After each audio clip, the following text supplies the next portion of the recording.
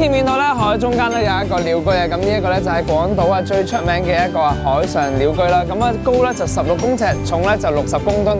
以前啲人啦嚟到神社供奉啦，就會將船啊駛到入嚟呢一個海灣入邊啦。咁大家咧而家見到紅色嘅呢一個水上鳥居啦，咁而家點解有好多年歷史依然係屹立不倒？就係因為咧佢哋呢一個鳥居咧係用非常之堅硬嘅樟木去做啦，咁防腐性係非常之高㗎。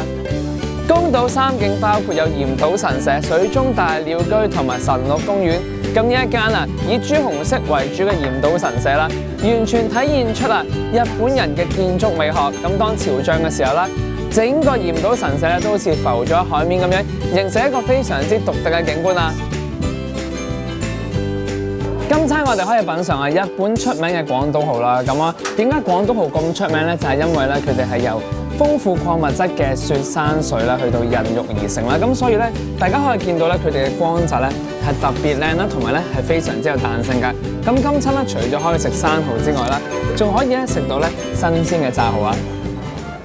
呢一條就係宮島商店街啦，咁好多遊客咧參觀完嚴島神社都一定會行到過嚟呢一度咧行街 shopping 㗎。咁呢度有好多唔同嘅鋪頭啦，都係賣一啲好特色嘅手信啦，同埋咧大家記住咧，除咗食蠔之外咧，都可以睇下一啲松葉嘅蛋糕，全部咧都有好好味㗎。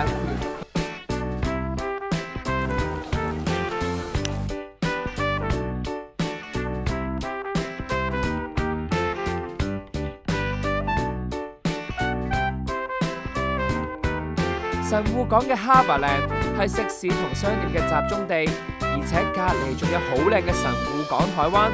食飽飯啦，想行邊都得啦。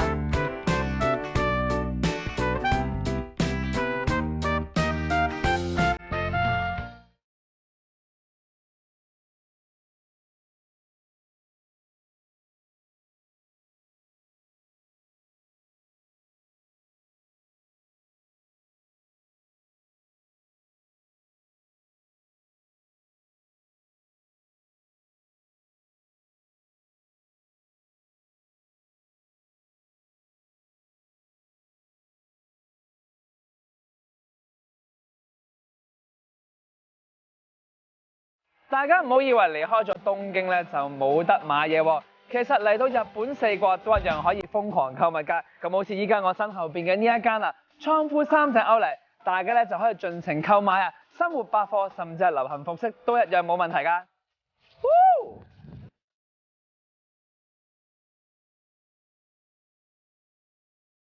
入到嚟簡直燃點起我 shopping 嘅意欲啊！呢間有7折，嗰間有半價。到底去邊間好呢？